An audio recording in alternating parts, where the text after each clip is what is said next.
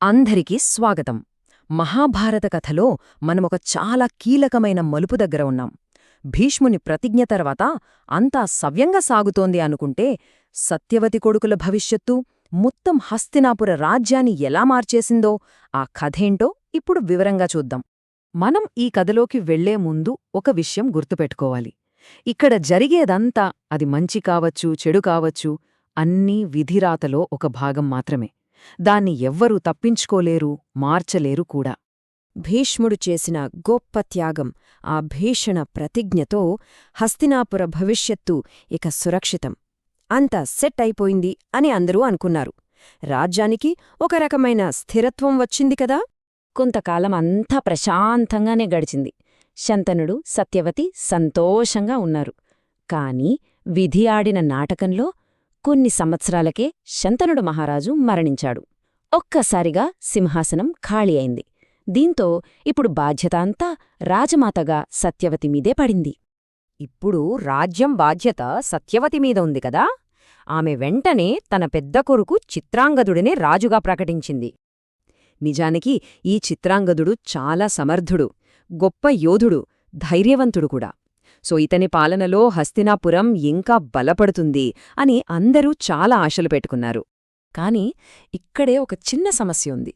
అతనికి బలమెంతుందో గర్వం కూడా అంతే ఉంది. అహంకారం ఎప్పుడూ పతనానికి దారితీస్తుందని అంటారు కదా, సరిగ్గా అదే ఇక్కడ జరగబోతోంది. చూశారా ఎంత విచిత్రమో. తన పేరుతో ఉన్న మరో గంధర్వరాజు అతనికి సవాలు విసిరాడు. ఇద్దరి మధ్య భీకరమైన యుద్ధం జరిగింది. కాని ఆ యుద్ధంలో చిత్రాంగదుడు ఓడిపోయి ప్రాణాలు కోల్పోయాడు. ఊహించని ఈ సంఘటనతో రాజ్యం మళ్లీ అలకల్లోలంగా మారిపోయింది. అంతా విషాదంలో మునిగిపోయింది. ఒక కొడుకు చనిపోయాడు. ఇప్పుడు సత్యవతికి ఉన్న ఒరే ఒక్కదారి తన చిన్న కొడుకు విచిత్రవీర్యుణ్ణి రాజుని చేయడమే. కాని ఇది పరిష్కారం కాదు. ఇది మరో పెద్ద సమస్యకు దారితీసింది. ఇక్కడ ఈ పోలిక చూస్తే మనకు పరిస్థితి తీవ్రత అర్థమవుతుంది. ఒక పక్క చిత్రాంగదుడు, ధైర్యం, యుద్ధ నైపుణ్యం ఉన్న రాజు. మరోపక్క విచిత్రవీర్యుడు, ఇంకా పిల్లాడు, అనుభవం సున్నా. అతనివల్ల రాజ్యానికి లాభం కంటే చెప్పాలంటే ఒక రకంగా భారంగానే తయారయ్యాడు. ఈ బలహీనతే కురువంశం కథను పూర్తిగా మార్చేబోతోంది. ఇదంతా చూస్తూ భీష్ముడు ప్రశాంతంగా ఉండగలడా? అస్సలు ఉండలేకపోయాడు. నేను రాజుని కాను అని ప్రమాణం చేశాడే కాని రాజ్యాన్ని గాలికొదిలేస్తానని కాదు కదా. రాజ్యాన్ని రక్షించడం తన పరమధర్మం. ఇదే భీష్ముడి ముందున్న అతి పెద్ద ధర్మసంకటం.